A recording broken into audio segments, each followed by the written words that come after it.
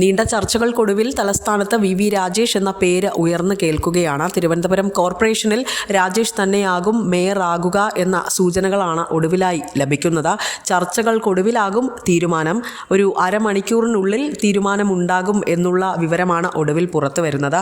R Sreelekha മേയറാകും എന്നുള്ള തരത്തിലാണ് ചർച്ചകൾ നടന്നിരുന്നത്. എന്നാൽ ശ്രീലേഖ മേയർ ആകുന്നതിനെ ഒരു വിഭാഗം എതിർപ്പുയർത്തുകയായിരുന്നു. ശ്രീലേഖ ഡെപ്യൂട്ടി മേയറും ആകില്ല എന്നാണ് ഒടുവിൽ ലഭിക്കുന്ന വിവരങ്ങൾ സൂചിപ്പിക്കുന്നത്. തർക്കം നിലനിൽക്കുന്ന സാഹചര്യത്തിൽ തന്നെ ശ്രീലേഖയുടെ വീട്ടിൽ ഇന്ന് ചർച്ചകളും നടന്നിരുന്നു. സാഹചര്യം നേതാക്കൾ ശ്രീലേഖയെ ധരിപ്പിക്കുകയാണ് ഉണ്ടായത്. കൂടാതെ നിയമസഭാ സീറ്റ് ഓഫർ ചെയ്തെന്നും ജയസാധ്യത കൂടുതലുള്ള സീറ്റ് വാഗ്ദാനം ചെയ്തെന്നും സൂചനകൾ ലഭിക്കുന്നുണ്ട്.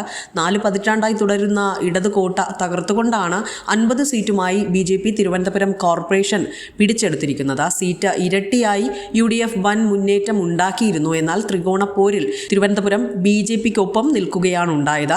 സംസ്ഥാന ചരിത്രത്തിൽ ആദ്യമായാണ് BJPക്ക് ഒരു കോർപ്പറേഷൻ ഭരണം ലഭിക്കുന്നത്.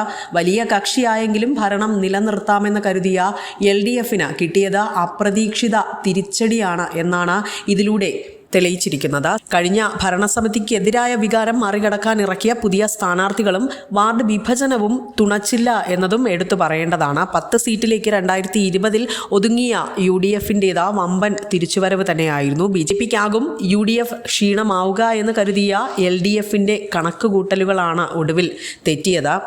ഇതിനും ഇപ്പോൾ നടക്കുന്ന നിർണായക യോഗം ചർച്ചകൾക്കൊടുവിൽ തീരുമാനമെടുക്കും എന്നതാണ് ഒടുവിൽ ലഭിക്കുന്ന വിവരങ്ങൾ. കാത്തിരുന്നു തന്നെ കാണേണ്ടി വരും. വി രാജേഷ് തന്നെയാകുമോ തിരുവനന്തപുരത്തെ നയിക്കുന്ന മേയർ സ്ഥാനത്തേക്ക് ഒടുവിൽ എത്തുക എന്നത്.